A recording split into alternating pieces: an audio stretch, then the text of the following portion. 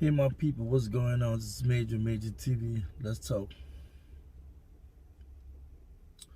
You probably already know, but it's already out in the universe that Grandmaster J has been silenced again due to violations of his court order regarding talking on social media.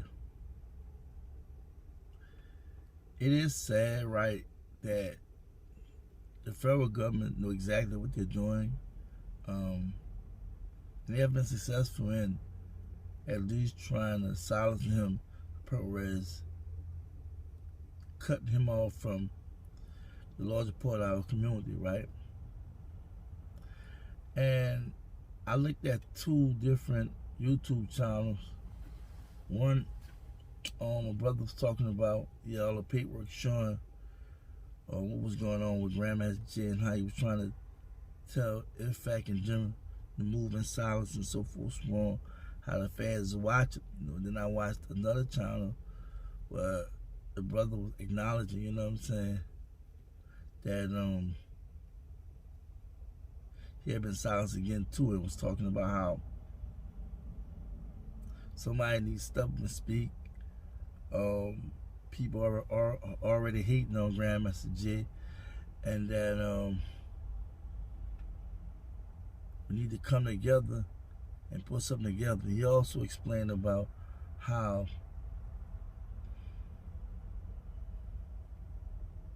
the GoFundMe account that was started by his sister, she took it down because of threats. And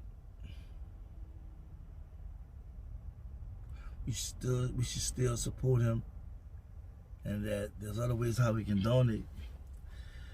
Truthfully speaking, it does look like a mess, in reference to all what's going on. And all I can think about is Grandmaster J saying that if something happened to him, because he was the face, right, somebody else was gonna step up in his spot. And I believe that need to happen now, right? As far as the GoFundMe thing, that definitely have to get straightened out,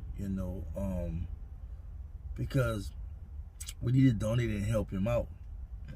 But there was a lot of things Grandmaster J was saying, and I really thought he had it all together. I even had the video say he's smarter than what you think, but I'm looking at what's going on with him. I'm like, why it wasn't anticipated that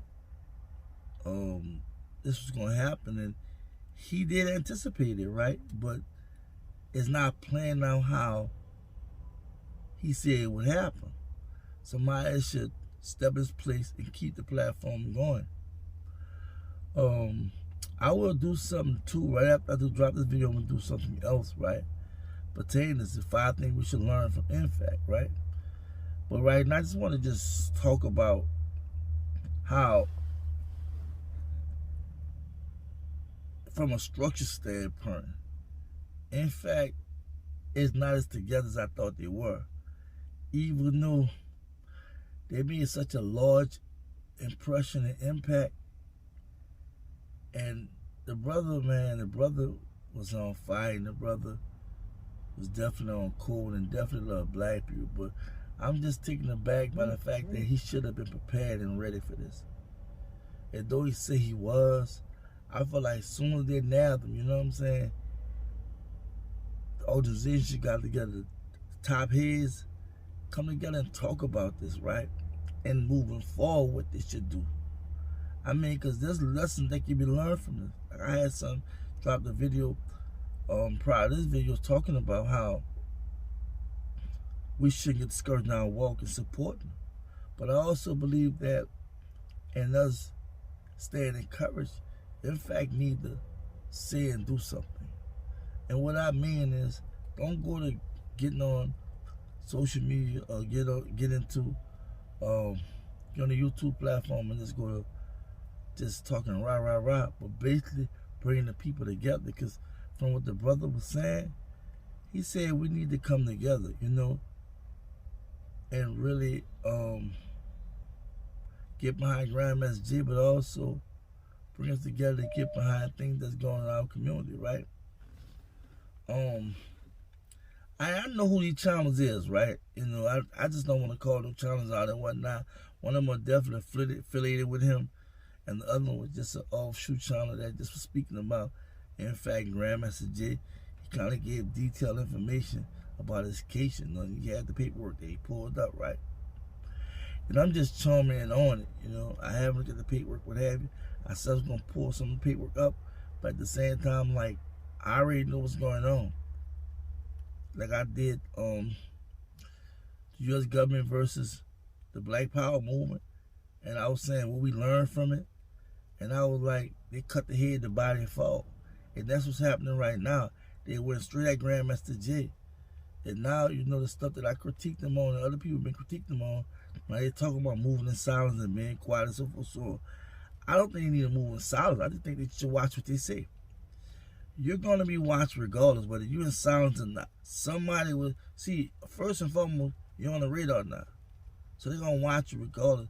What's important, you got to show a strong solidarity front. You have to step forward and acknowledge there was things that went on, right? And the government is coming at them a certain kind of way, and they are standing up against the government, but at the same time, they just have to use tact. Again, go look at the Art of War, Sun Tzu, and 30 Strategies of War by Robert Greene. It's not what you say, it's how you say it. Then what you do is how you do it.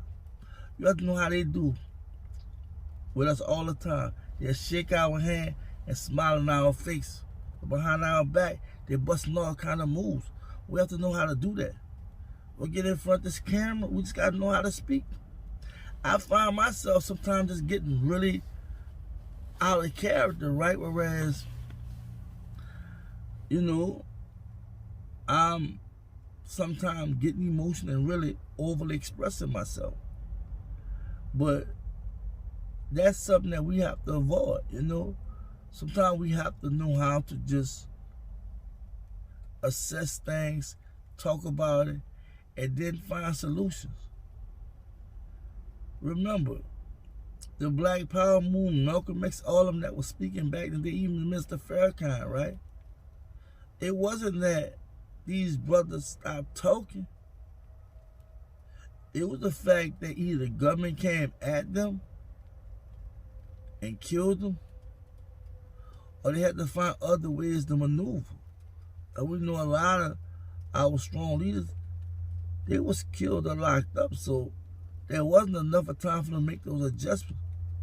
But there was others that the minister, like Mr. Farrakhan, had been around, he learned how to make them adjustments. He been kind of critiqued for some adjustments he made, but he's still out here and he's surviving, right? But I just feel like we just have to learn, you know what I'm saying, from this. You know, not to be discouraged, but to be more informed and to open our eyes to the reality that whenever black people stand up for injustice and for justice and freedom, there'll always be some kind of kickback from the government because they have an issue. They have an issue with you going against the power structure. The institutional systemic racism that's set up to keep us marginalized and suppressed. What Grandmaster J did in this short period as far as stepping out in 2020 was great. I mean, it gave the steam we need. Now I believe that other black malicious organizations should be informed to come together and really start dealing with the real issues that we're dealing with. Grandmaster J and the federal government is an issue we got to deal with.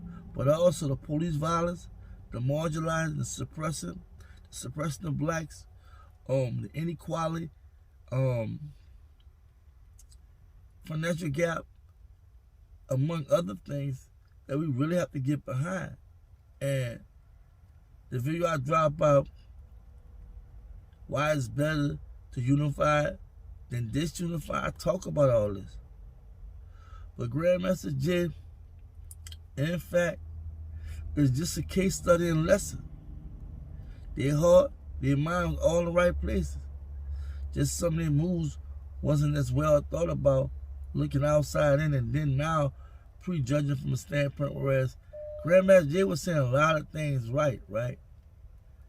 And he was exposing a lot of things, but at the same time, he wasn't really ready, for what was coming his way, because I really feel like as soon as he got nabbed up, there should have been a special announcement about the next person that's gonna be running NFAC and what's the next thing that should be going on. And it's not just about going